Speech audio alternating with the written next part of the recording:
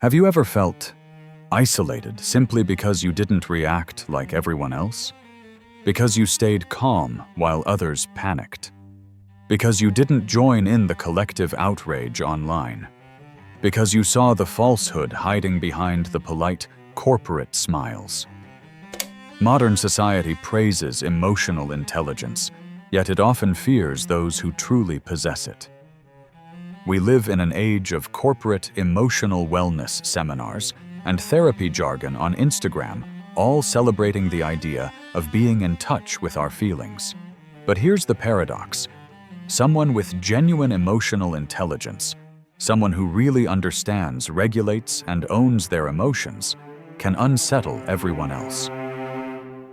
Picture a person who stays calm when others panic, who refuses to join in performative outrage online, who sees through the forced smiles at a corporate gathering. Such an individual often ends up ostracized or viewed as dangerous, not celebrated. Why? Because their emotional independence threatens the comfortable norms of the group. It's as if being truly balanced is an act of rebellion in a world addicted to emotional drama and herd conformity. This provocative idea that an emotionally mastered individual is subversive would have made Friedrich Nietzsche smirk in recognition. Nietzsche, the 19th century German philosopher of rebellion and truth, built a career out of scaring polite society. Nietzsche railed against what he called the herd morality of his time, the pressure to think and feel the same as everyone else, and he championed those rare individuals courageous enough to defy it. In Nietzsche's view, most people live in comfortable self-delusion, avoiding uncomfortable truths. He saw conventional morality and social norms as a kind of emotional tampering, a way to keep people tame, predictable, and easily controlled. So what happens when someone breaks those emotional rules and learns to command themselves? Nietzsche would say, such a person shines a light of truth that society finds inconvenient, even frightening. Modern society often behaves like a herd, and it rewards us most when we act like herd animals emotionally. Nietzsche used the term herd morality for the default value system of the majority, a mindset that values safety, conformity, and timidity over anything that might rock the boat. Think about the emotional norms encouraged today. We're often told, implicitly or explicitly, to stay positive, to avoid negative feelings, to follow the crowd's outrage when something trending demands it, and generally to fit in with whatever emotional tone is most acceptable. The result is a kind of emotional predictability.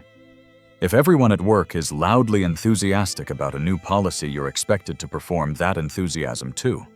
If all your friends on social media are tearing into the villain of the day, you're expected to join the outrage pile on. Stray outside these emotional expectations. Be too calm, too sincere, or too individual, and watch how quickly the smiles turn into suspicious frowns. Writing in Beyond Good and Evil and Elsewhere, observed that society praises the good man who goes along with the herd. The good citizen is the one who upholds the shared values and emotional tone of the group. In fact, for the herd, the good man is the one whose values support the herd, and whose condemnations are directed at those whose thoughts and actions might disrupt the complacent normalcy of modern life. In plain terms, society's good people are those who never make others uncomfortable. They don't question group decisions, they don't express inconvenient emotions. They preserve normalcy at all costs. This carries over into emotional life. We're expected to display the right feelings at the right times, no more, no less. It's a kind of unwritten emotional code. Social media gives us a perfect case study in herd emotion. Online emotions are contagious. If a viral post says "be outraged," countless people obligingly get outraged and share the feeling around. If an influencer declares that a certain lifestyle is positive vibes, only thousands will parrot that sunny enthusiasm. It's not hard to see what Nietzsche meant by herd behavior. We like and share what everyone else is liking and sharing, aligning our emotional responses with the collective. The reward, social approval. The dopamine hit of likes and the sense of belonging to the crowd. The punishment for not complying can be swift silence, exclusion, maybe even a mob of criticism asking, "Why aren't you as upset, happy as we are?" Work culture, too, enforces a herd-like emotional performance. Consider how corporate positivity works. Employees are often expected to maintain a cheerful, upbeat demeanor, regardless of any frustrations or doubts. Companies paste slogans like, "Be positive on the walls," and encourage a never-ending smile. Expressing genuine frustration or sadness in such environments is subtly discouraged. Psychologists call this toxic positivity, an environment where only positive emotions are allowed and negative ones are suppressed. One workplace guide defines toxic positivity as the pressure to only display positive emotions, suppressing any negative emotions, feelings, reactions, or experiences. Sound familiar? It's essentially an emotional straitjacket presented as a perk. In these settings, the emotionally predictable employee, the one who always says, "Great, I'm excited about this," with a grin, is rewarded as a team player. The employee who shows authentic fatigue or skepticism is labeled a problem or viewed as not fitting the culture. Nietzsche would diagnose all this as the herd's instinct for safety and sameness. The herd fears any feeling that might disrupt harmony, or any individual who doesn't mirror the group's emotions. In Thus Spoke Zarathustra, Nietzsche paints a vivid picture of the ultimate conformist, the last man. The last man is perfectly content, utterly risk-averse, and emotionally shallow. "We have invented happiness," say the last men, and they blink. They have little joys and little comforts, and they avoid any great love, great longing, or great anger. Those would be too unsafe. What is love? What is creation? What is longing? "What is a star?" asks the last man, and he blinks in confusion. In other words, he has no idea what deeper passion or aspiration even feel like. Nietzsche intended this as a warning, a satire of a future society where people have become so comfortable, so happy in a trivial way that they've lost all higher ambitions and emotional depth. The last man just wants to avoid pain and conflict. He lives a life of shallow ease and calls it bliss. If the last man is Nietzsche's nightmare, modern emotional culture often seems to be striving to fulfill it. We are encouraged to blink away any intense emotion that might upset the consensus. Big passions, whether ecstatic joy or profound sorrow, make people uneasy. Better to scroll and consume bite-sized positivity or join the mild office cheer than to wrestle with messy feelings. Even moral outrage online, though extreme in tone, often has a herd quality. It's formulaic, a ritual of belonging more than a genuine quest for justice. Nietzsche had a scathing term for moral posturing born of repressed feelings, ressentiment. Resentment is what happens when people suppress their true frustrations and envies, and instead of dealing with those feelings honestly, they invert them into a fake morality. They say, "Oh, I'm not angry for myself. I'm righteously angry because I'm good, and those people are evil." This morality of the herd, Nietzsche wrote, takes the side of the weak and average not out of love, but out of spite, out of a hidden grudge against anything or anyone that rises above or threatens the status quo. The herd, in short, rewards emotional tameness. It asks us to follow the emotional script. That script might be saccharine positivity in one setting or collective outrage in another, but it always demands that we echo others and never truly assert our own honest emotional reality. Nietzsche noticed that in groups people often abandon personal judgment altogether. In fact, he famously quipped that madness is rare in individuals. But in groups, parties, nations, and ages, it is the rule. A solitary person might stay sane, but put him in a mob and he'll go crazy with the rest. We see this in online mob mentality, and we see it in any environment where everyone is compelled to show the same feelings. It's a kind of collective madness, or at least group delusion, like everyone drinking the same emotional Kool-Aid. To summarize, modern society rewards the emotionally herd-minded, those who keep things easy, light, and aligned with the crowd. Consciously or not, society asks us to mute our deeper feelings, to never stray too far from what others appear to feel, and to call that emotional intelligence.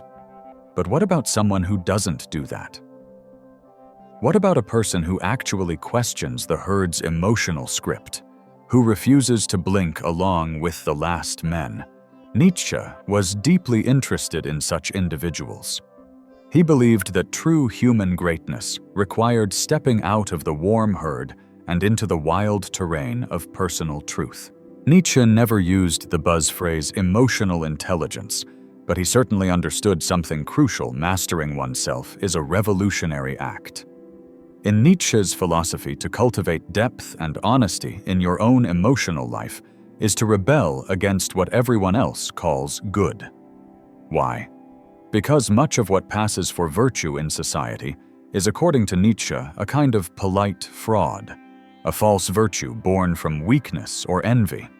He looked at the morality of his day and detected a lot of hidden resentment. This is the idea of ressentiment we touched on. Those who feel weak or hurt may preach love and humility, but beneath it, they harbor bitterness toward the strong, the free, the joyful. Nietzsche's classic example was Christian morality praising meekness and calling powerful, assertive traits evil. Not because meekness is truly superior, but because the meek resented the strong.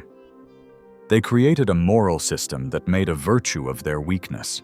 This slave morality, as Nietzsche dubbed it, was the ultimate herd mentality. It made mediocrity and submission into the highest good out of spite towards any nobler, more life-affirming qualities. In contrast, Nietzsche championed what he variously called nobility, the higher man, or sometimes the free spirit. This is the person who throws off the comfortable lies of the herd and forges their own values. And you can't do that without emotional courage. Think about it: to break away from herd morality, you first have to face all those troubling feelings the herd taught you to suppress. Your ambition, your desire for truth at any cost, your disappointment with easy answers, your capacity for joy that doesn't fit the mold, and even your capacity for anger. Nietzsche's ideal noble soul is full of passions, but in charge of them. It's not that the noble person feels less than the herd. Probably they feel more, perhaps an overwhelming surge of life, but they own those feelings and channel them creatively. Nietzsche often used the phrase will to power to describe the fundamental drive in all living beings. This phrase is sometimes misunderstood as a crude will to dominate others, but that's not its core meaning. The will to power for Nietzsche is more about self-overcoming growth and the expansion of one's potential. It's the inner force that pushes a person to overcome challenges, to assert their existence, to become something greater. And the first target for your will to power, in Nietzsche's view, should be yourself. Before you try to conquer the world, you conquer your own impulses and fears. He who cannot obey himself will be commanded. Nietzsche writes in Thus Spoke Zarathustra. That is the nature of living creatures. Let's unpack that. If you cannot obey yourself, that is, if you lack self-discipline, self-mastery, you will end up being commanded by others. Someone else will gladly step in and command you. This pithy quote captures a lot of Nietzsche's philosophy. To obey oneself is a high accomplishment. It means your reason or your higher vision holds sway over your passing whims and fears. The emotionally intelligent person in our sense, the one who has examined and mastered their emotions, is exactly this someone who obeys themselves. They are not ruled by the moods of the herd or by their own unchecked impulses. Nietzsche is saying essentially, master yourself, or be mastered by someone else. It's both a warning and a dare. For Nietzsche, cultivating this inner command was a kind of aristocracy of the soul. It set you apart from the obeyers, the herd who always need someone or something to tell them how to feel and act. In Beyond Good and Evil, he speaks of the man who wants to be himself, as opposed to the one who wants to blend in. And in The Gay Science, a book full of Nietzsche's most poetic insights, Nietzsche gives a clue to what this emotional self-mastery feels like. At one point, he asks, what is the seal of attained freedom? His answer no longer being ashamed in front of oneself. In other words, true freedom comes when you've confronted your own soul so honestly that you have nothing to hide from yourself. You're not ashamed of your fears or desires or mistakes. You've dragged them all into the light. How many of us can say we've done that? The herd certainly doesn't encourage it. The herd would rather you distract yourself than do serious soul-searching. But Nietzsche's ideal free spirit does that hard inner work. One vivid metaphor Nietzsche uses is self-overcoming. He imagines life as a climbing journey where each person must overcome themselves again and again to reach higher peaks of being.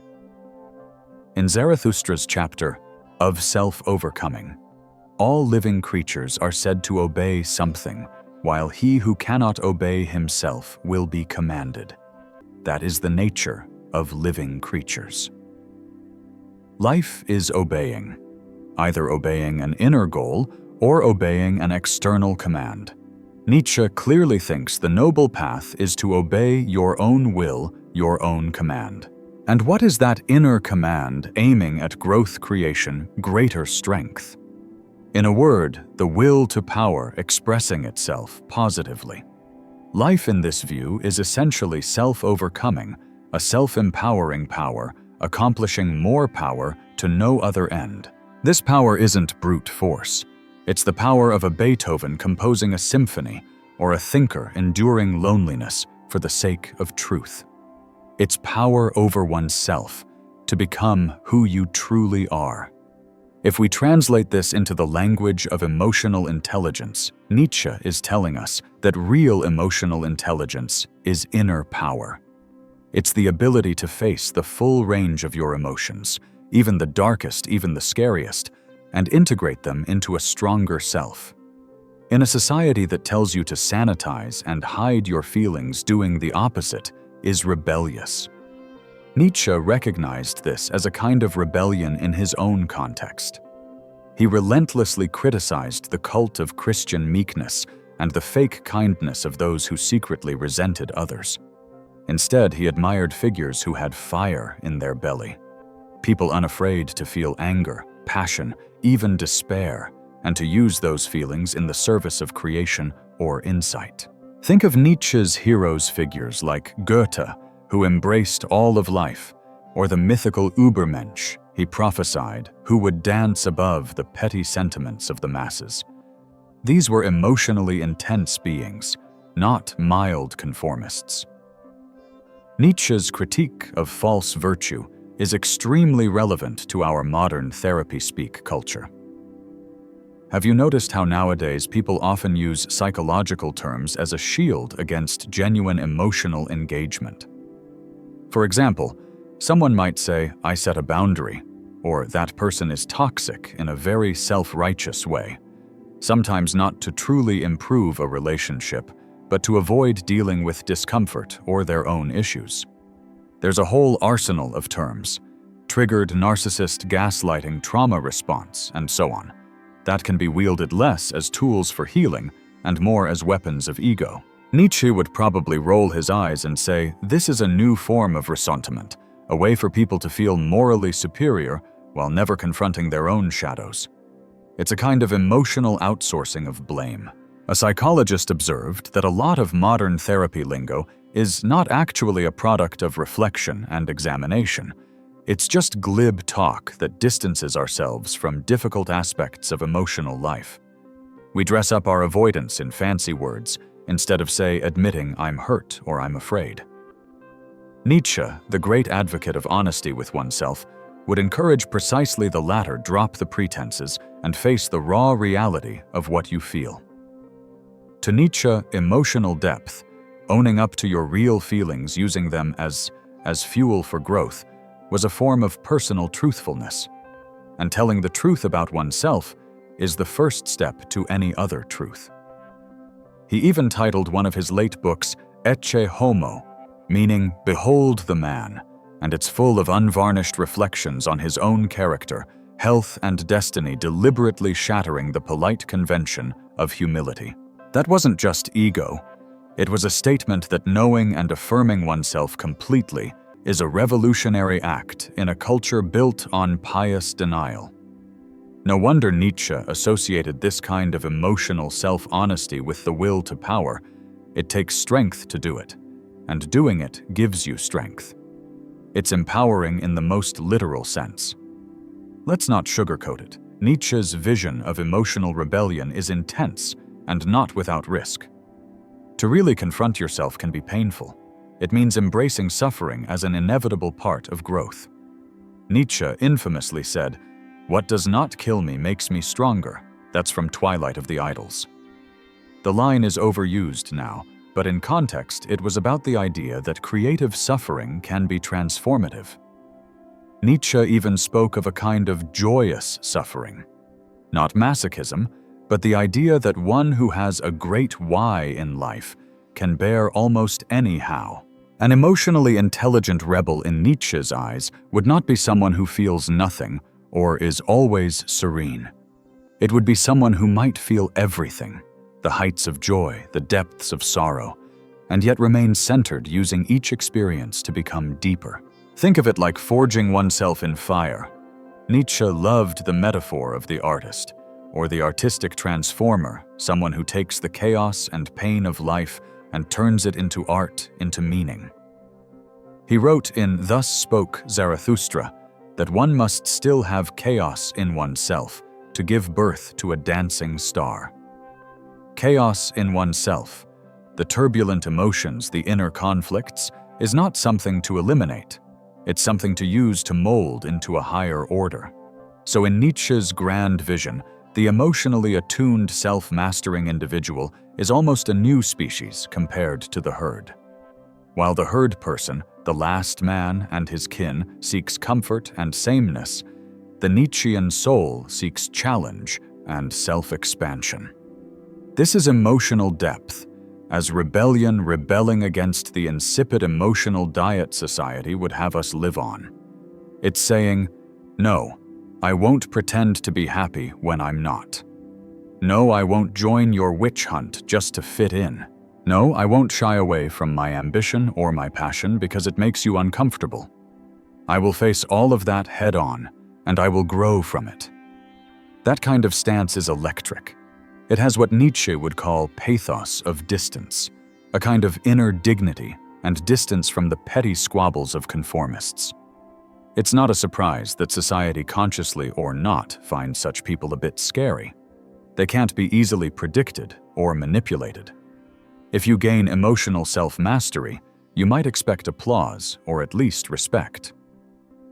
Instead, what often happens? Systems and crowds treat you with suspicion. Modern institutions, from workplaces to media platforms, seem almost designed to marginalize or silence the emotionally self-controlled, independent person. Why is that? Nietzsche would likely say, because such a person is uncontrollable, and modern systems run on controlling people, or at least predicting and influencing them. Consider the business model of social media, one of the dominant systems shaping our emotional lives today. These platforms thrive on volatility and performativity. The more reactive and emotionally impulsive people are, the more content gets generated, the more engagement the platform records, and the more profitable it becomes. It's not a conspiracy theory. It's openly acknowledged now. As an NPR report succinctly put it, algorithms consistently select content that evokes anger and outrage from users to maximize engagement. Outrage and extreme emotion equals more clicks, more comments, more time on site. If you are a person with a high degree of emotional intelligence, meaning you don't get yanked around by every inflammatory headline, you don't reflexively share things that make you angry before checking the facts, you don't seek validation by joining digital hate mobs, well, you're kind of a problem user from the platform's perspective. You're harder to keep glued to the screen. You're not pumping ad revenue into the system with endless doom scrolling or rage posting. In short, you're unpredictable and not easily exploitable for profit. Social media algorithms are essentially a massive herd manipulation tool. They herd our attention by triggering emotional responses: outrage, envy, fear, tribal righteousness. An emotionally self-possessed person disrupts this dynamic. They might scroll mindfully and log off when they notice the toxic effect. They might refuse to engage with content that's clearly pandering to their worst impulses. From the system's view, that's almost subversive. It's like you've stepped out of the feeding pen. No wonder such people often find themselves feeling out of place on social media, or even needing to disconnect entirely to preserve their sanity.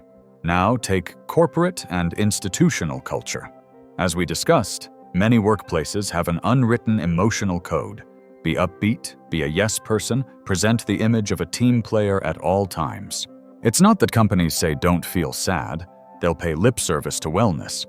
But when it comes down to it, showing emotional independence often gets penalized. If you don't join in the company cheerleading, if you calmly point out issues instead of enthusiastically saying "great idea," you might be labeled not a culture fit.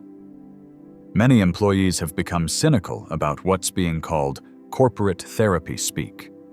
You know, when management uses touchy-feely language to appear empathetic, but it's really just another form of control. E.g., instead of saying you must work harder, the company says we care about your growth mindset on this team. It's manipulative because it couches directives in wellness terminology. A recent poll even found that workers see through this, becoming increasingly skeptical of their employer's intentions, seeing right through the therapy speak. If you're the emotionally intelligent person in the office, you're the one least likely to be swayed by these linguistic tricks. You won't be guilt-tripped by "we're a family here" when you know it's a ploy to make you work unpaid overtime. You won't break down from a blunt email because you've cultivated an inner resilience that doesn't depend on constant validation. In other words, you're not easily managed via emotional levers, and that makes traditional management uneasy. Nietzsche warned of the new idol, the state, or any large system that lies by claiming "I am the people." Modern institutions echo this. We're your family. We speak for you. But emotionally sovereign people don't buy it. They maintain inner distance, refusing the emotional scripts fed to the masses. And systems hate that they want compliance or devotion, not thoughtful detachment. Even among friends, the calm outlier can be threatening. If everyone's gossiping or panicking, and one person stays composed or dissents gently, it disrupts the emotional contract we feel the same together. That quiet presence becomes unsettling even if nothing offensive is said. It exposes the shallowness of the moment. In meetings or mobs, the emotionally intelligent person stands out. They see the manipulation. They don't perform. And that scares those invested in the act. Not reacting isn't apathy, it's clarity. They are the free spirit. Nietzsche spoke of the one who dares to see through, to not play along. And that's dangerous.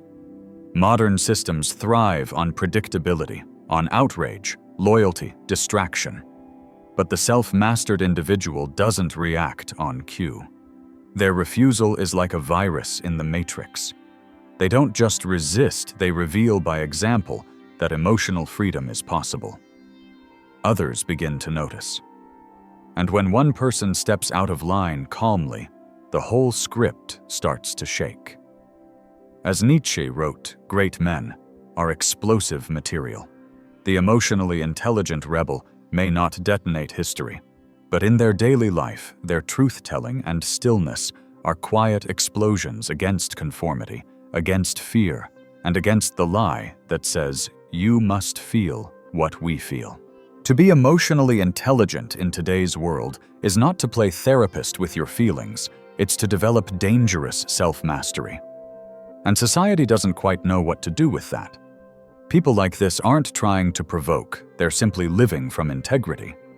But in a world built on emotional scripts, this kind of authenticity is disruptive. It's not rebellion for rebellion's sake. It's what Nietzsche might call affirmative disruption, saying yes to your values so fully that everyone else's polite half-truths start to tremble. So how do you become one of these people? What I'd call emotionally dangerous. Start with 1. Shadow work. Nietzsche believed greatness begins with facing uncomfortable truths. Don't suppress envy or rage, interrogate it. Ask, what does this emotion reveal about what I truly want or fear? Be radically honest with yourself. Those emotions lose power when dragged into the light. That's how you reclaim your will from the herd inside you. 2. Radical honesty. Speak what's true for you even when it's inconvenient. Not harshly, tact matters. But don't let therapy speak or social scripts replace real feeling. Say, I'm angry, not my boundary was violated. That kind of directness builds trust inside and out. 3. Self-command. Freedom, Nietzsche said, is the will to be responsible to yourself. Discipline builds that. Choose discomfort daily, cold showers, solitude, saying no. Each time you train the muscle that resists conformity. And you prove to yourself, I decide how I respond. 4. Emotional neutrality. Feel deeply, but pause before acting. That pause is sovereignty. Don't suppress, channel. Ride the emotion like a wave, not a tsunami. Anger, use it to move forward constructively. Fear, name it, then choose wisely. Meditation helps here, not for peace, but for clarity. 5. Fierceness with compassion. Nietzsche exalted the individual, but emotional intelligence isn't isolation or arrogance. Most people conform out of fear, not stupidity. Lead by example. Be the calm in the storm, but don't manufacture storms just to feel superior. Your steadiness can quietly liberate others. Do all this, and you won't just feel stronger, you'll become a source of unpredictable power in any room. Some will resist you, others will be drawn to you. That's the nature of being real in a world addicted to performance. Nietzsche said, one must learn to love oneself, with a wholesome and healthy love, so that one can bear to be with oneself and need not roam. When you're at peace with yourself, you no longer chase validation or melt into mobs. You stand alone, yes, but you stand free. And that's what makes you dangerous. Not in a violent sense, but because the systems built on emotional conformity can't profit from or control someone who has mastered their own soul. So go become that anomaly. Love yourself deeply. Think and feel for yourself. In a world of copies, be a creator. And let society deal with the quiet power of someone it can't quite predict. In Nietzsche's own stirring exhortation, become who you are, and let the world be shaken and improved by it. After all, the emotionally intelligent free spirit is one of the few things modern society truly has to fear. And as history shows, when society is afraid of something, it usually means that thing has the power to change it. Go be that change and bear the freedom that comes with it. Each of us who does so makes the world a little less herd-like and a little more fully human. And maybe one day, enough people doing this will normalize it, And emotional intelligence won't be so scary anymore, just the natural state of a society of self-aware individuals. One must learn to love oneself, so that one can bear to be with oneself. Love yourself fiercely, and society will just have to deal with it. They might even thank you later.